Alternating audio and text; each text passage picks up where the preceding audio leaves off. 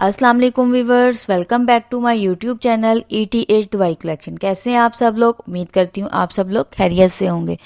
Viewers, आज का मेरा टॉपिक है आइसोड्रम कैप्सूल। आइसोड्रम कैप्सूल क्या है, इसको किस लिए इस्तेमाल किया जाता है, इसको किन किन बीमारियों के लिए इस्तेमाल किया जाता है, इसकी प्राइस क्या है, इसके साइड इफ़ेक्ट्स क्या हैं और कौन से लोग इसको इस्तेमाल नहीं कर सकते।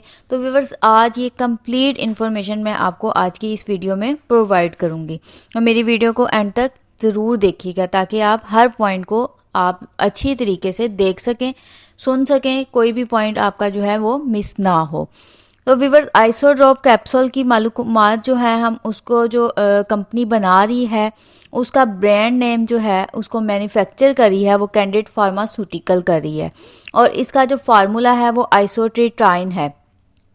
व्यूवर्स, इसमें 20 mg के कैप्सूल की पैकिंग में ये अवेलेबल होते हैं। अगर हम इसकी प्राइस की बात करें तो 60 रुपीज़ फ़ी कैप्सूल, यानी कि एक कैप्सूल जो है वो इसका 60 रुपीज़ के प्राइस में अवेलेबल होता है। व्यूवर्स, ये मुख्तलिफ ब्रांड्स और मुख्तलिफ कंपनियों के नाम से बनाए जाते हैं और उनकी प्राइस भी डिफरेंट है।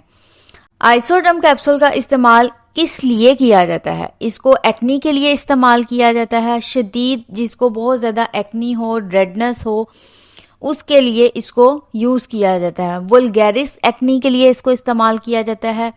व्यूवर्स, अगर हम इसके साइड इफ़ेक्ट्स की बात करें तो इसमें जो है आपकी स्किन रेड हो सकती है, आपकी स्किन पे जलन हो सकती है, स्वेलिंग हो सकती है, आपकी स्किन खुश्क हो सकती है, आंखों की खुश्की और जिल्द की खुश्की भी हो सकती है, एलोपेशिया हो सकता है, जिल्द की रंगत में तब्दीली आ सकती है, मसूड़ों से खून बहना या सूजन वगैरह भी हो सकती है।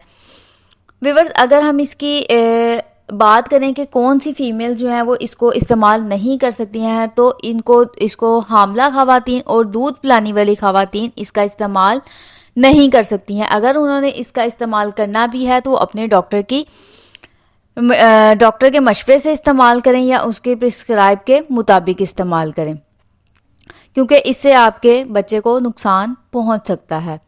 व्यूवर्स, अगर किसी को इसके फार्मूले से एलर्जी है तो वो इसका इस्तेमाल बिल्कुल भी ना करें और इसको खुश्क जगह पे रखें। इसको नमी में ना रखें। इसको 20 डिग्री सेंटीग्रेड से 25 डिग्री सेंटीग्रेड पर आप इन कैप्सूल को रख सकते हैं। आइसोड्रम कैप्सूल जो है आपको पाकिस्तान में कहीं भी किसी भी फार्मेसी से मिल सकता है। उम्मीद करती हूँ आपको आज की मेरी ये इन्फॉर्मेशन पसंद आई होगी। अगर आपको मेरी ये वीडियो पसंद आई तो मेरी वीडियो को लाइक करें, शेयर करें, मेरे चैनल को ज़्यादा से ज़्यादा सब्सक्राइब करें और बेल आइकन को ज़रूर प्रेस कर लें ताकि मेरी आने वाली हर न्यू और इन्फॉर्मेटिव वीडियो का नोटिफिकेशन आप तक पहुंच सके। नेक्स्ट वीडियो तक के लिए अब मुझे इजाज़त दीजिए। अल्लाह हाफिज़। और अगर आपको किसी भी मेडिसिन से रिलेटेड कोई भी इन्फॉर्मेशन चाहिए हो तो आप मुझे कमेंट्स में बता सकते हैं। मैं इंशाल्लाह ज़रूर उस पर वीडियो बनाऊंगी।